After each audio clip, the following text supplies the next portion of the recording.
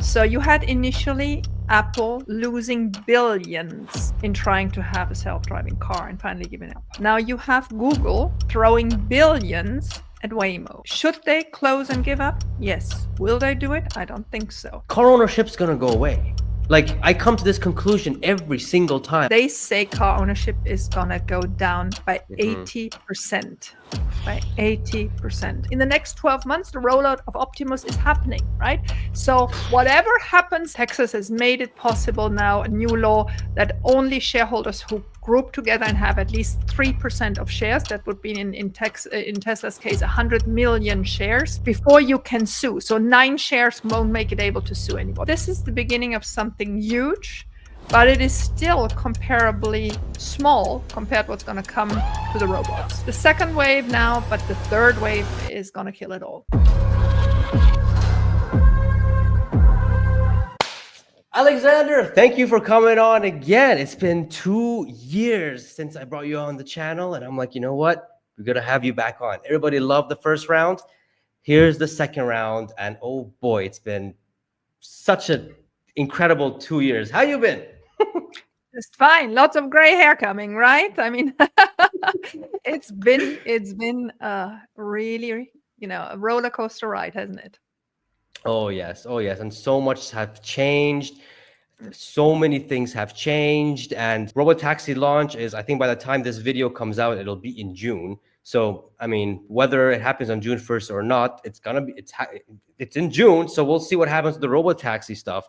But before we get into it, I recommend everybody to follow Alexandria on X and on YouTube. Link in the description. I mean, if you guys don't know who she is, then you guys are not in the Tesla community. Come on, guys. She's been always on the Herbert Show, Cyber Bulls, and she's fantastic on X with following up lawsuits with Elon, very in great detail, which we'll talk about in this podcast as well. So I recommend all of you guys to follow her. A lot of good stuff, a lot of good value. I'm a follower as well. So yeah, let's get down to it. So let's talk about this Robotaxi launch. So it's happening. Well, by the time this video comes out, it's June.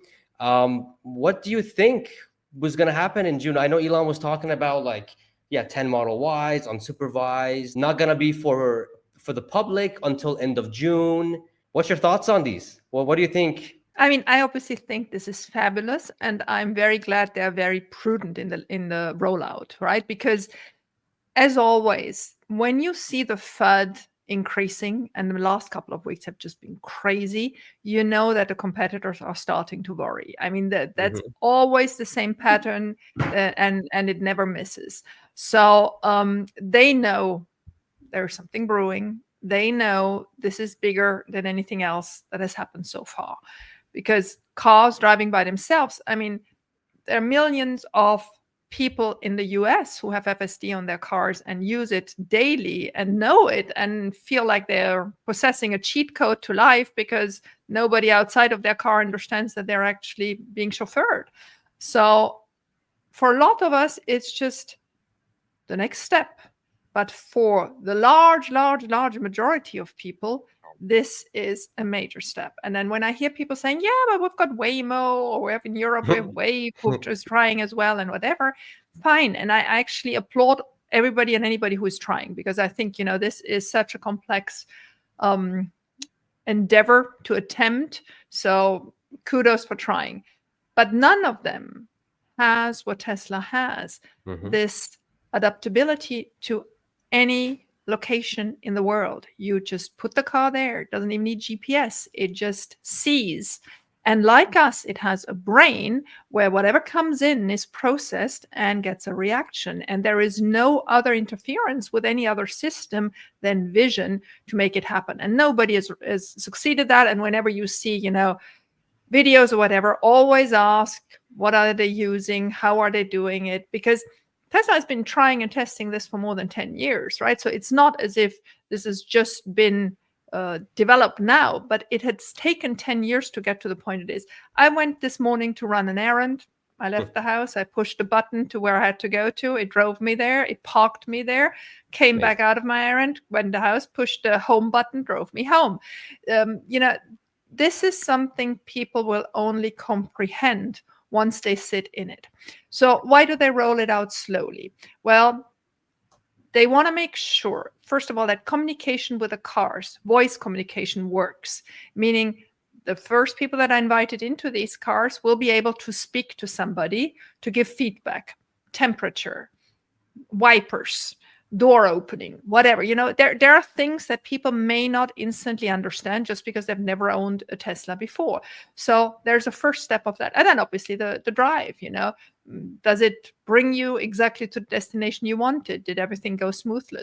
So they will monitor that. And once that first step, that's going to take a couple of days, couple of short weeks, is accomplished and they feel confident that those 10, 12 cars are driving well and are used, well, they're going to open it up to more cars and then to the more general public. And by the end of the year, it will be common that you are in Austin and that you are going to your Tesla app and that you're going to touch the Robotaxi come here button and there it comes, and then you're just going to be debited as you are debited for your Uber drive or for your Lyft drive, and deposit wherever you want to go to. And it will be the seismic shift of perception of people that suddenly there is a better, probably cheaper, more secure, more comfortable option out there than taxis or current ride shares.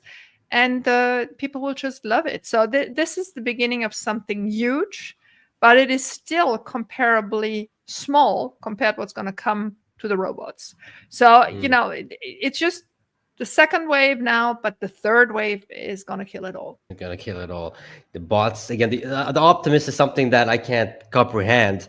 The reason why I went all in Tesla stock was because of this Robotaxi stuff. And finally seeing it, coming to fruition, it gets me goosebumps because this was a bet that I was very certain that this would happen, knowing if Elon Musk was stayed on as CEO, and thankfully he still is and will continue to be. Actually seeing it come online, I bought as much Tesla shares as I could, but I wish I just bought more when it was in the 200s. But so what I'm thinking is that, or what I'm wondering is that these 10 to 12 cars that are going to be testing in Austin for the first few weeks or so, do you think this is going to be Tesla's Model Ys, or is this going to be the public, someone like who owns Tesla is going to be their vehicles used for it? Because I don't know, I don't think Tesla wants to use, unless they use special operators that do want to opt in for it, but then they would already be doing, taking invites for it, right?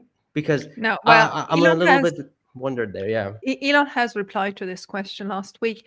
So the initial rollout is all going to be Tesla cars. Yes. And I do believe it is going to be Model Ys. I don't think the Robocabs are, the golden cars we have seen on October 10th at the We Robot event. I don't think they're going to be in the first round, or maybe one or two, but they're going to be in the minority. Mass production for the Robocab, in my view, starts next year. I think at the moment, this is a Model Y, primarily Model Y rollout, but all Tesla owned. And could be, I think they're all going to be on AI4, meaning hardware 4, just because the FSD works so smoothly on hardware 4 that would be stupid to take anything else. So it could be brand new cars. I think it's in large majority brand new cars, but it could also be cars that have been returned because somebody bought something else in the end or whatever. So but it is going to be Tesla stock, and Tesla owners will be able to join the network in 2026, probably late 2026 only. So that's going to still take time. Interesting. So you believe that until end of or Q3 of 2026, it'll all just be Tesla's fleet. Tesla's own fleet. Interesting. Correct. Interesting. 2026 is going to be interesting, because they're talking about the Cybercab volume production early 2026. Yeah, man, if we see Cybercab pre-orders, like I would say 3 to 6 months from now, oh my god, we will. I think and don't forget, there are still new cars coming out in the next couple of weeks and affordable models. It's exciting. It's very exciting. But for this, what's it called? The Robotaxi thing. You know, we talked about Waymo and all these other guys that have it.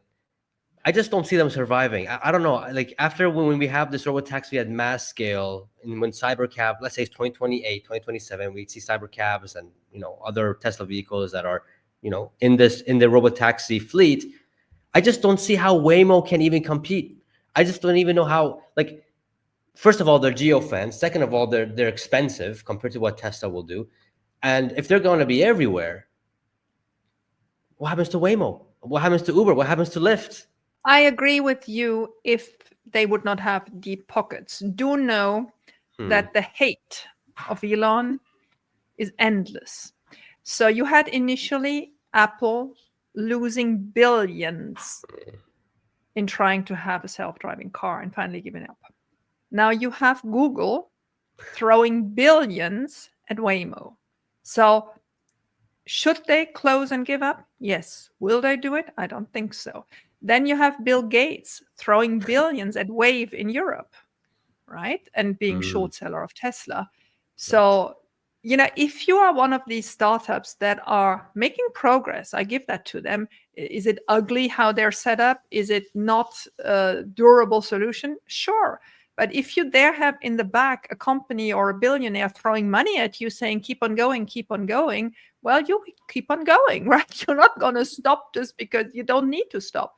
So I do believe they will continue. You will also probably have some car makers that will license from them just because they don't want or can't license from Tesla. Elon has been very specific what he wants as licensing partners. I'm not sure this is going to work the way he wants it, but he wants licensing partners that have at least a production capacity of 1 million cars per year. There are not that many out there, right? So it's not the little producers of this world that will be the first Tesla FSD license partners. And then comes the question I ask all the time, and everybody goes, yeah, I think so, but nobody really knows, which is, will Tesla FSD only be licensed to EVs? I'm sure that was the initial idea. I don't think that Elon would do anything to allow ICE cars to become technologically better. Much.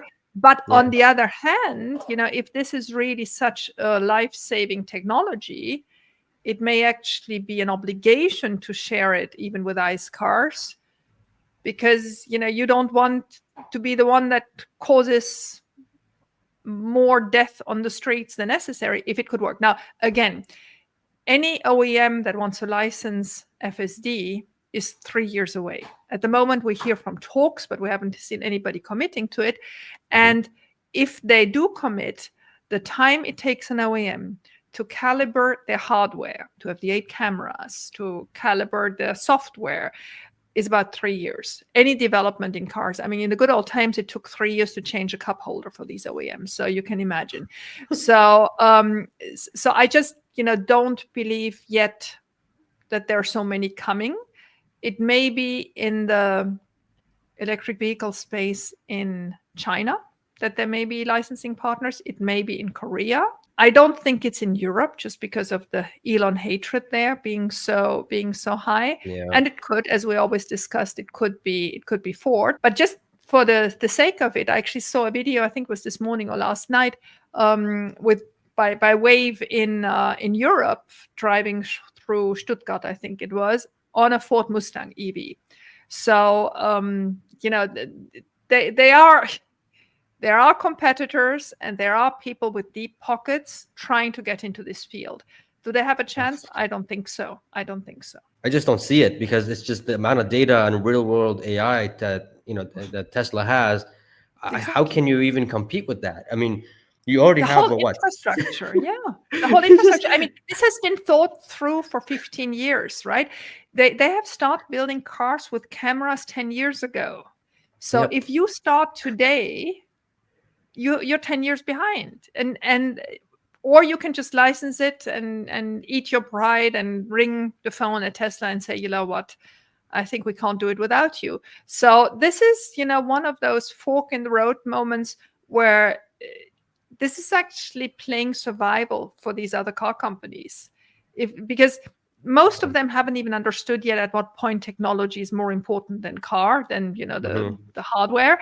And that now we are doing this quantum step to full self-drive, where they are starting to put tablets in their car, right? They're suddenly their little screen get a little bit bigger. And so it's still a mix of 50 different softwares having to coexist in a car, while in a Tesla everything is vertically integrated and has been for a decade. So it's just you feel how ripe this market is for disruption. Not only the car market, but also the rail, the market to call taxis and sharing cars. So these two markets are close to be burst, and we're living it. I say all the time, this is such a fascinating time to be alive. It's a joy every morning I get up, really full of, being grateful and joyful, thinking, my gosh, what we're going to see today. It's just amazing. Yep. And Tesla is a company that every single day there's something. Oh, yeah. Whoa.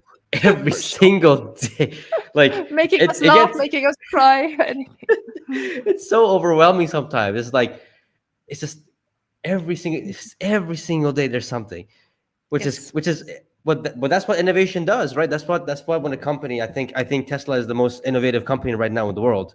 And so when you have a company like this and they're innovating and they're making the future better, more exciting and safer, I mean, of course these things are normal.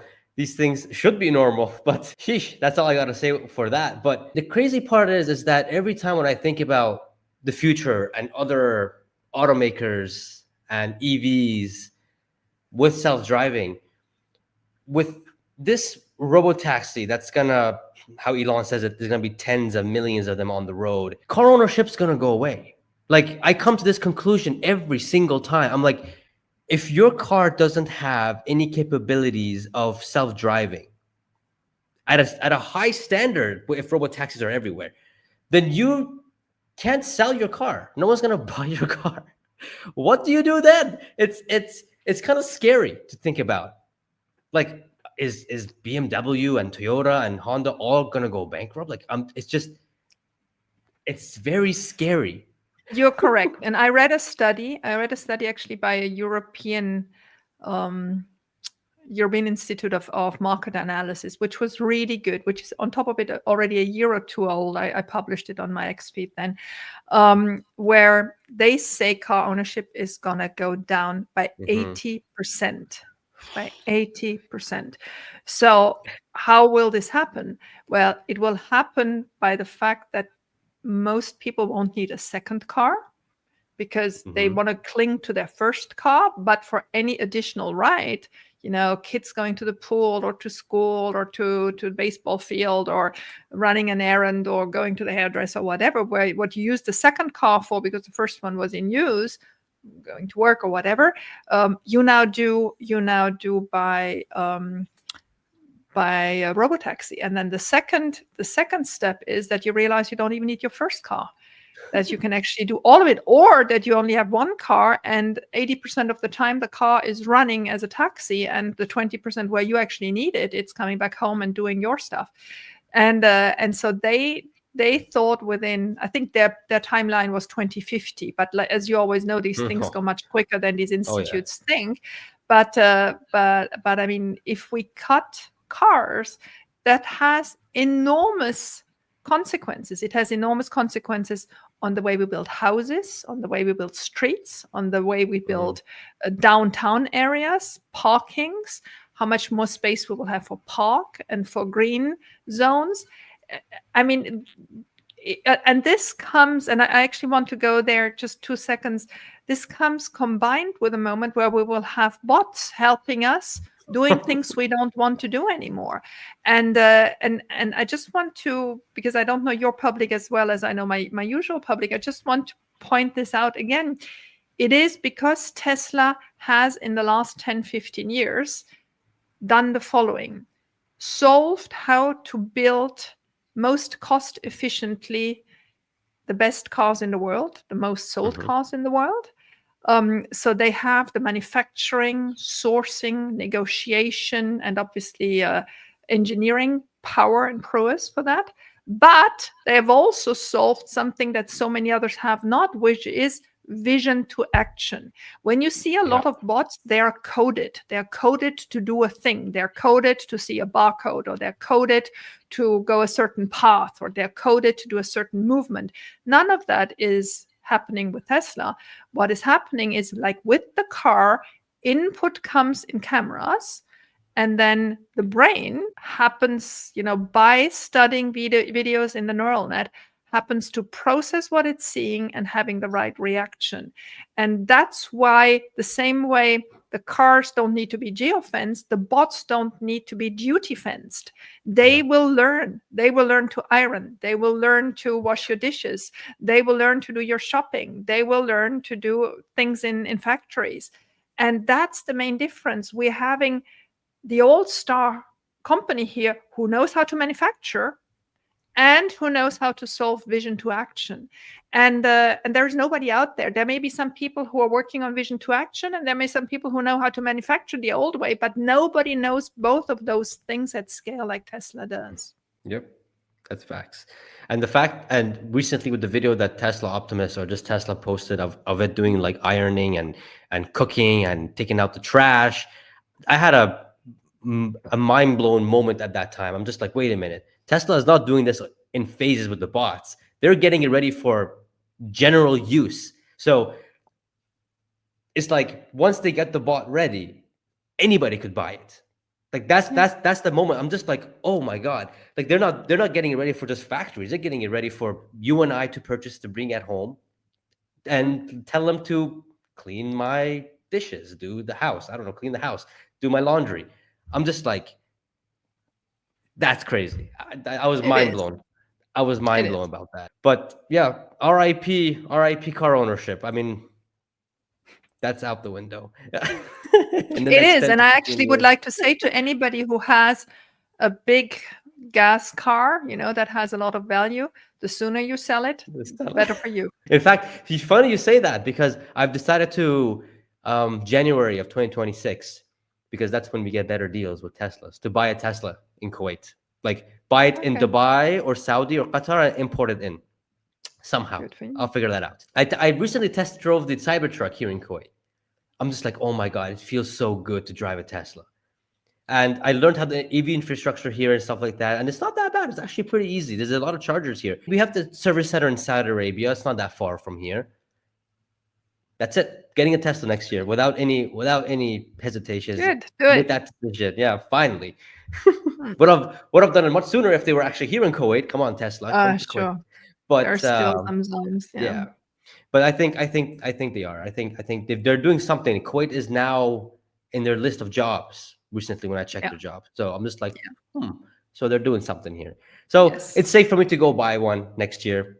No more delays. Let's move on to something that's very important and very annoying, but you know this very well in depth, is Elon's pay package with this, activist that's dressing like a judge. But what's going on? Like we've already got the vote. In a Halloween costume. Oh my God. How to make friends, right? How to make friends. It's amazing. It's amazing. But we've got the votes. We've got a president who is pro Elon. We've got an administration that loves Elon. What is she doing? Like, why is she still stalling? Like, what's happening? Well, she's not in charge of that case anymore. So that's the good thing. Let me just address first the political thing. I think it was really important for Elon to be with President Trump through this initial election cycle. I think it was important because he felt that the woke movement here in America had gone by far too far, and he had voted Democrat in the past, exclusively Democrat in the past. And he felt that President Trump had a larger calling after that assassination attempt. So he poured money in it, but even more, he poured time in it, which was always, painful for us Tesla investors, because he's ours, right? We're not giving him away like that, but yet we did. It was important. I think Dodge was important, but he also, because that's Elon, learned very quickly that politics is a dirty game, and it's one where you don't win just by logic and hard work. There is just so much happening. So he has stepped back from it. He was really actively involved from end of January to end of April, so 3 months. We've heard about it as if it was 5 years. No, it was 3 months only. I still think he's going to support the Republicans because, you know, that's where he is now, and that's where he thinks he has the most influence. But what he has won is that President Trump considers him as his spiritual son now, and that we have the Minister of Transportation, Duffy, who is clearly in favor now for a national solution in the United States of full self-drive. These are two major things that change because under President Biden, the whole union cabal history, there was just no way of, you know, making any substantial progress with that administration. You always had this sword of Damocles on your head of what are they coming up next to make it more difficult for Tesla and for Elon. So that is a good thing, and that is behind us. But that has nothing to do with Delaware, because the way America is with the 50 states is that that's just the way it is. And business incorporation is not on a federal level, it is on a state level. So when when Tesla incorporated in 2006, if I remember right, it incorporated in Delaware. When it IPO'd, it was still a Delaware company. And until last year, it was still a Delaware company. And last year in the shareholder vote, thank heavens we got enough votes to finally move out of Delaware. And then there was a law case brought forward by Tesla shareholder, if I recall his name right, it was Donald Ball. He had 28,000 shares, and he said that vote last year, we won it by, I think it was 63%, and it should have been won by 66.6%, so it's not valid. So there was always this doubtfulness of, are we still in Delaware, or did we really move to Texas? And then we had 2-3 months ago the judgment by Kathleen McCormick, the chancellor thing, saying, no, the 63% were enough, we're gone. Okay, so as of the 14th of June 2024, we are a Texas incorporated company. But there are still 2 cases in the appeals court, the Supreme Court of Delaware, and there are still 2.5 cases in the Chancery Court in Delaware. Those are cases that were filed prior to the 14th of June. Also do remark, no case was filed, at least not to my knowledge, in the last year. Since we're in Texas, nobody files anymore. Why is that? First of all, in Texas, the attorney fees are much lower. In Delaware, you can get astronomical amounts. We're getting to that in a second. Second, the way Texas is judging in business cases is much more pro-friendly to founders and owners. Now, they just passed a law, as it should, exactly. And as a shareholder, you wish, because now we just lost 6 years of our lives thinking about Tornetta, a guy with 9 shares, right? And whatever. So I'm getting there in a second. Exactly. And so the whole quintessence of all that is, for the future, we're in Texas, and I think we're relatively safe there. Texas has made it possible now, a new law, that only shareholders who group together and have at least 3% of shares, that would be in Tesla's case 100 million shares, meaning really huge amounts, before you can sue. So 9 shares won't make it able to sue anymore. So between that and the limited attorney fees, believe me, they're much less motivated to go after after Tesla, because maybe the comma was not at the right place and the right page on whatever, right? Crazy stuff. So let's get back to the pay package. So the pay package was brought forward in 2018 by Tornetta to the Chancery Court in Delaware, and finally last year we had 2 verdicts. We had a preliminary verdict in January where Chancellor McCormick said, no, the richest man in the world doesn't need more money. And then in December, attributed the attorney fees of $345 million to the attorneys of Mr. Tornetta. In those cases, just for those who are less knowledgeable about that, Mr. Tornetta himself, he'll get $10,000 or $20,000 out of this, right? The attorneys will kick him down a little check, most of the money goes to the attorneys, right? This is it's not Tornetta that's getting rich of that. Not that I'm crying for him, certainly not, but it's, it's not him going for personal enrichment here. So Tesla appealed that case. So that case is one of the 2 cases that is now in the appeals court. It appealed because also last year in June, we voted again and again in large majority that we want Elon to have that 2018 share package exactly how we voted it in 2018. We don't want to change anything. First of all, why? I gotta say thank you to you for really pushing that. Like I remember you were just like, I have to give my applause to you for that. Yeah, that was no doubt about it. I have to say thanks to you for that. Yeah.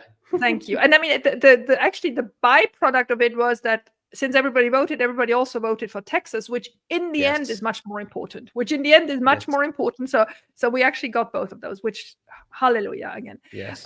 So all that to say, the appeal has been filed. There have been some amicus briefs, including one of some shareholders, including me, of professors and whatever. So really good stuff.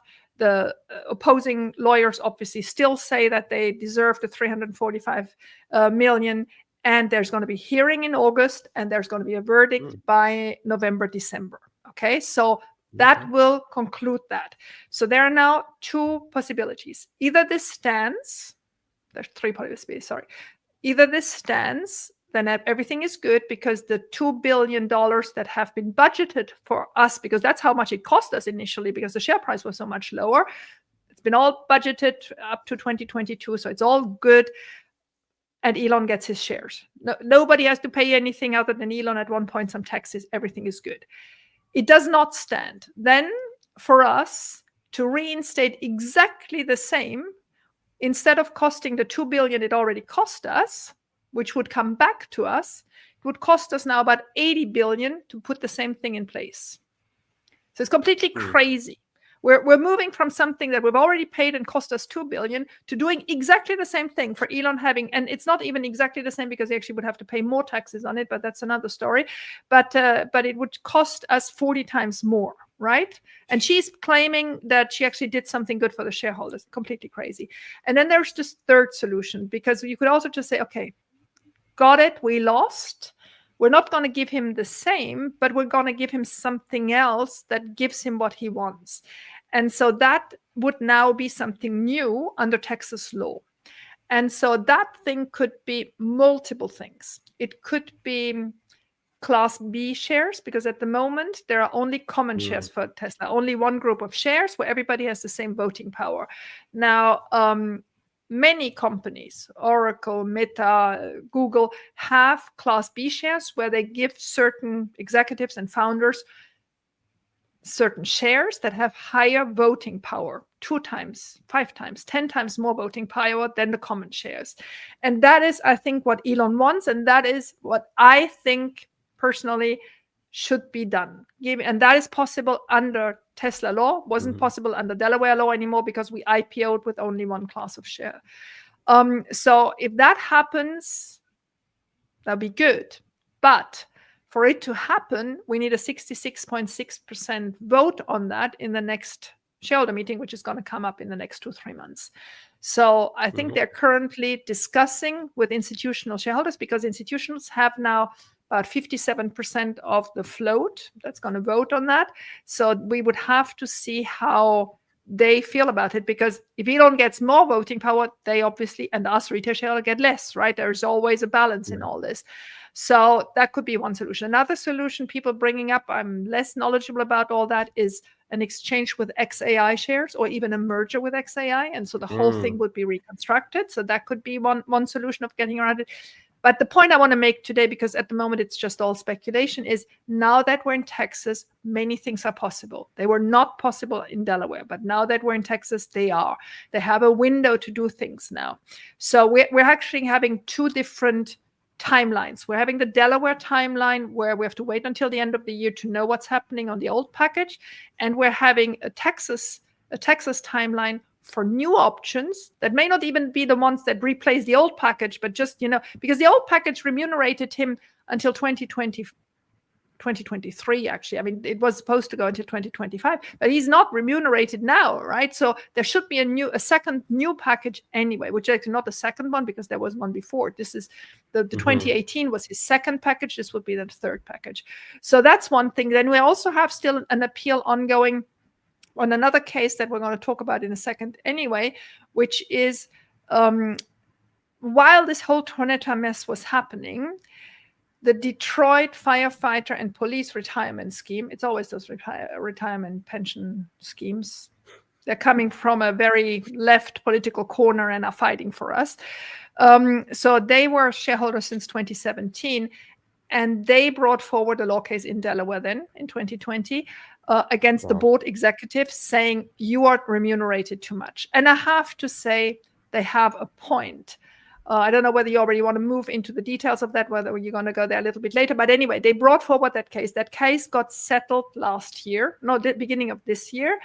And that case was settled by Chancellor McCormick, your preferred Halloween costume activist. And she only had to validate the settlement. The settlement was hashed out between the parties, but she also had to determine the attorney fees. So in that case, she allocated $176 million to the attorneys of the Detroit firefighter and police retirement scheme.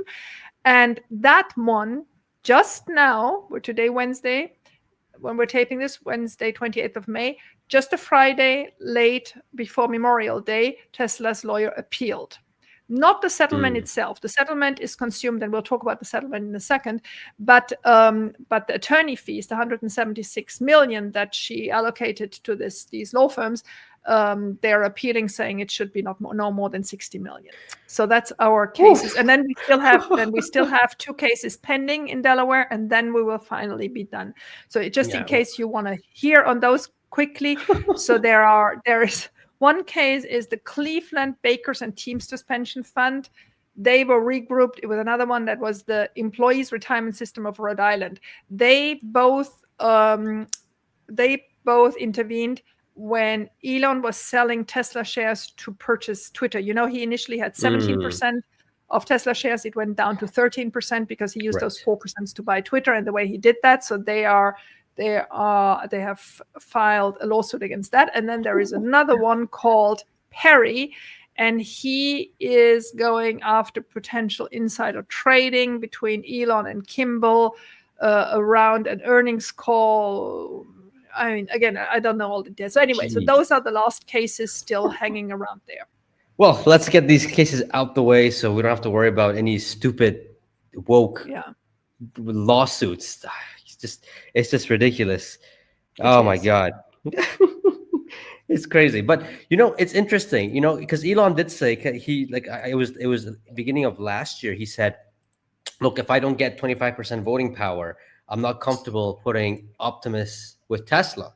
But now what we're seeing is Elon's going heavy on Optimus in Tesla. So it looks like they've already talked about. I'm just guessing here, but the way it's looking like they've already talked about it internally, and they've already came up with some deal that, as you mentioned, in Texas they could come with another second pay package, which I do think is going to happen too. That Elon is going full force with humanoid robots in Tesla. So, and as well as just today, I think Walter Isaacson was talking about Elon will merge XAI with Tesla. So, well, I saw that, and I mean. It sounds compelling. I have no opinion on that yet. But what I do have an opinion about is we were supposed to have the proxy end of April. We're now end of May. These large corporations have to have their shareholder meetings more or less exactly around the same time every year. If you don't do that, you have to inform the SEC why you're late. You inform the SEC either by an SEC filing or because in your quarterly filings, you insert a phrase explaining what you're doing. So what they did is in the 10Q in April, they said, we put in place a special committee to rediscuss a new compensation, discuss the compensation of Elon. They were very vague of how, is it compensation package number 2, number 3, is it Class B shares, whatever. There are no details. But that allowed them to install a special committee. The special committee means now we have the special committee who has to very precisely document what they're doing every day, discussing in the special committee. But it gives you this flexibility to extend the time until you launch the proxy, and then 6 weeks later you have the shareholder meeting. And why is that so important? Because once the proxy is printed, is PDF'd now, then people vote on it. Then the 10 million retail shareholders vote on it. Then the institutional shareholders, we have about short to 5,000 institutional shareholders vote on it. So once it is written, you can't change it anymore. Then people vote on it. So we're currently in this preliminary phase where it's not written yet. And what happens there? So from experience, because, I was a fund manager, but not for these huge funds, there is now discussions at very high level. They have come up with a strategy A, with a strategy B, with a strategy C, and they're talking to the Vanguards and Fidelities and State Streets and BlackRocks of this world and saying, look, this is what we would like to do. And Vanguard, you have 9.5%. Would you vote yes for that? And then Vanguard closes the door and discusses what they can do and comes back and said yes or no, or don't you have a plan B or whatever. So I think we're in this merchandising, if this market where everybody is trying to get in what they want. And at the same time, the Tesla board making sure they have, at least on the institutional side, the numbers we have. And then the second phase is us retails making sure we vote for it. But until it's printed, they can still accommodate ideas. That's what I'm trying to say. So, and I think they're currently in this phase of testing, balloon testing of what will get approval or not. Or maybe, for example, last year when we voted on the 2018 shareholder package and on moving to Texas, there were suddenly proposals, I think it was number 5 and 6, that I'd never heard before. And I was thinking, my gosh, where did this come from? One of them was that the board members would not be voted every 3 years, but every year. And I thought, that's a strange request, right? So obviously somebody had brought that up. And I think that's and it was only advisory. It was not a mandate to do so.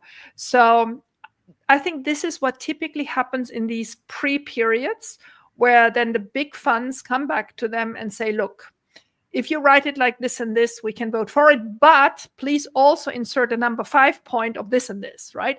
And that's how this all comes together. So we're in this period where they are working on the proxy.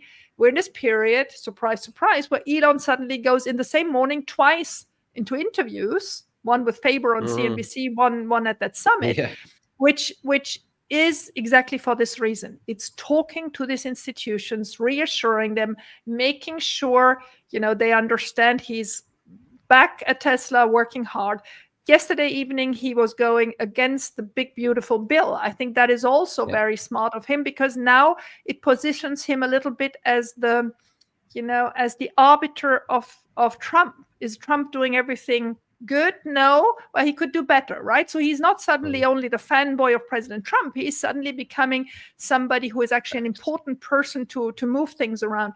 So I think this period is highly interesting. It's also a highly bullish period, because you will see, you've never seen Elon more motivated than from now to that shareholder vote, because he wants this controlling power. He needs this controlling power, because in the next 12 months, the rollout of Optimus is happening, right? So whatever happens now, this is, in my view, I said last year it's the most important shareholder vote. It could well be this year. Incredible. If Optimus actually happens within 12 months, I would be shocked. Oh, it will. We'll have thousands. We'll have 1,000 by the end of this year. Oh, if that actually happens, I don't know what to say. I would be actually speechless. Because I'm not ready for it. My mind is still comprehending the Robotaxi stuff. The bot, my mind can't comprehend it. Can you imagine, Pejjy, and you're interested in this every day. Can you imagine 99% of the people out there who have no idea? Oh my God. Once they know, I don't think, what's the stock right now? Like 350 or something? I don't think it's gonna be this low. Oh my God. No, that's crazy. That's crazy. Wow. Me, and behalf of all retail Tesla investors, I have to thank you for really pushing for us voting for this, because I didn't really know that I could actually vote. I thought it had to be through mail or something, until you told me that, no, you can do it through, whatever brokerage you are. And I'm just like, huh. And then you send me a few links, I think. And then I'm just like, huh, And I voted. I voted all my shares and my brother's shares Good. and my friend's shares. Good. All of them. Good. All of them. Yeah. And this year again, please. Yes. We'll do it again. We'll do it again. It was so easy too. I thought it was gonna be much harder, but it was so easy. So And let me please add one last thing, because it's still important. If you are invested in ETFs, these tracker whatever, they're provided by anybody. Vanguard has them, Fidelity has them, BlackRock has them. There are two I want to single out: State Street and Schwab. They are constantly voting against Elon. Yes. So if yes, your I see. ETFs are by State Street or Schwab, please move them to those that are voting in favor of Elon, because they will have the voting power with those things. And the other thing with State Street they're just over the 3%. So now we're in Texas. State Street alone could sue us, right? So if we manage to get our ETFs, our S&P 500 trackers or whatever out of State Street, put them with BlackRock, put them with whoever you want, but just get them out of Schwab and get them out of State Street so that they get below 3% again. And less we have money with them, better we are off. Yeah, I saw that when they voted no, and I'm just like, him and I don't want to bring up his name, but Gerber. No, don't. Yeah, but Robyn selling her Tesla shares in Tesla. She's the board of directors. Yes. She's selling a lot of shares. For me, it doesn't really matter. Yeah, for me, I don't really care. But for a lot of people are saying that why is she selling a lot if she's the director? I love that you're asking me that. Yes. I love that you're asking me that. So let me first explain the following. When people join the board of directors, they get an introduction bonus share allocation. Then every 3 years, they get share options awards. And then if they are on certain committee or chair certain committees, they also get as remuneration options on the company. I think this is completely normal. This plan was put in place in 2010, so long before Robyn Denholm joined Tesla.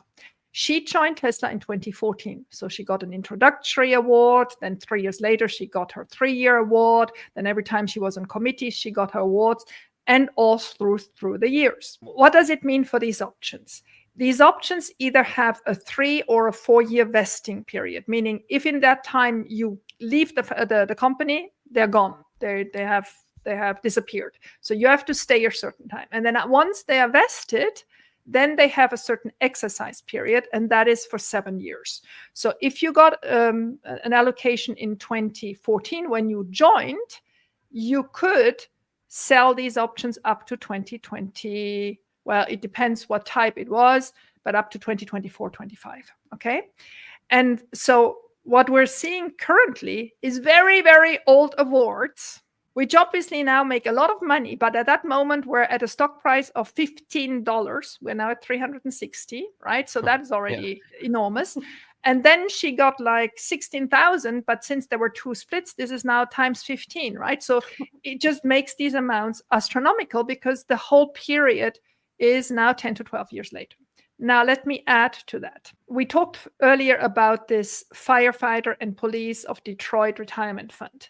They, in 2020, said this is astronomical. You keep on giving these board members these automatic awards. This is too much because the stock price is going so high. You have to change this.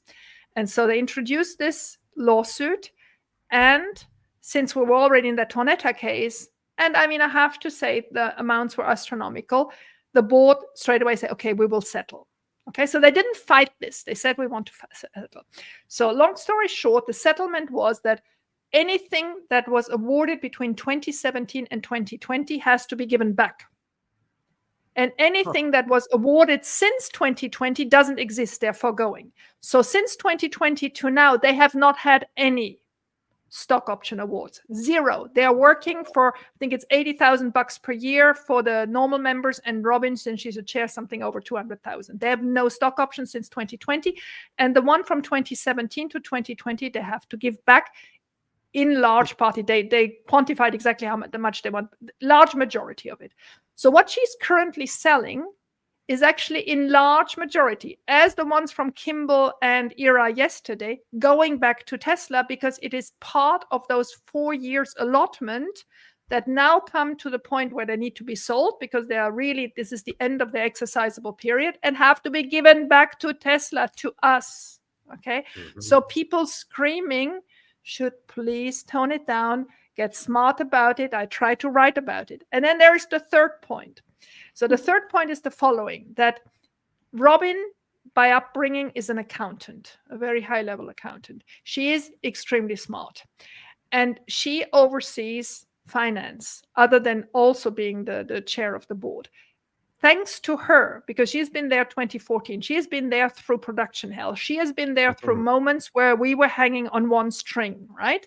And we made it. And we're today one of the most financially strong companies in the world. I would say we're in the top 3. I'm doing my table every 3 months to show you in comparison to the other companies. So we're in that position thanks to her, right? That is her contribution.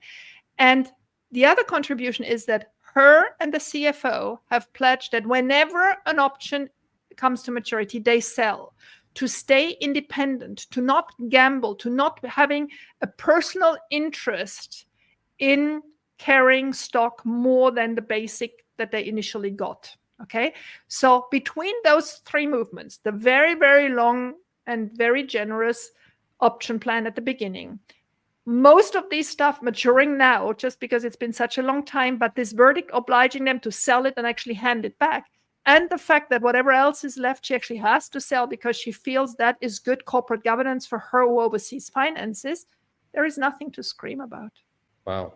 You know, if I was in Robyn's position, I would sell too. Yeah. You know what I mean? So it's I don't know. It's for me, when I see insiders selling after a long time of hard work and just going through hell and the stock appreciating so much, and you see them selling and people get angry or investors get upset, it's like, so why did you know you expect them to never sell? It's ridiculous to me. For me, it's like, if I was in their position, I would sell some too. I would sell whatever, how much I need, or in Robyn's case, it was what, 3-4 years. If they don't use it, if they don't sell it, they can't have it. So they have to kind of do it. So I don't know. That thanks for cleaning that up, because a lot of on X and on YouTube, everyone's going crazy about this. And I'm just like, I don't know what I personally don't think it's a big deal. This happens all the time. Thanks for clearing that up. Last question that I want to ask you, and just getting your advice and message out there, because we're seeing some really stupid things happening with other influencers.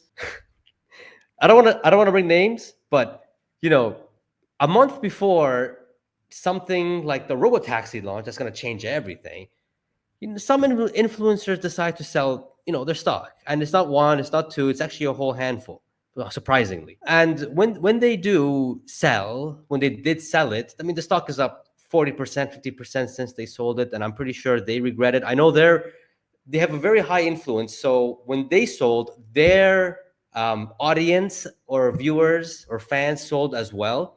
And I'm seeing comments here and there how much they regret it. It's so sad. It's so sad. But on this channel, I try to tell everybody, and on X, that, man, selling right before such a thing is just probably one of the dumbest things that you can do, especially when Elon is coming back, and especially when you have all these things that are coming together. Yes, sure, I do believe that on the day of the Robotaxi launch, whatever it is, I do think there will be sell the news event. I really do, until the real numbers come in. But it's not gonna be back to what it was in, like, let's say, in the low 200s, maybe high 200s at the least, in my opinion. But just the idea of it, selling it right before this thing, is just completely dumb to me. So what is your advice or message to these retail investors, the guys who get scared and they get emotional about it? I don't know, like, it's sad to see. I agree with you that it's sad to see, especially for somebody as diehard Tesla as I am. I can only reflect on my own experience. When I went all in Tesla, it was because I drove a Tesla. I come from EVs. I knew EVs. We had 2 EVs for 6 years in the family. And then I changed to Tesla, and it was mind-boggling. Not because I moved from an ICE car. I moved from another EV, right, to Tesla. And I thought, this is it. This is the future. There's nothing comparable out there. Let's put all our monies in the same nest. And and I never regretted it. Now, in that course, by now, probably my average buying price is around 250 because I dollar cost average all the time. I bought them very cheap at the beginning, but then I kept on buying.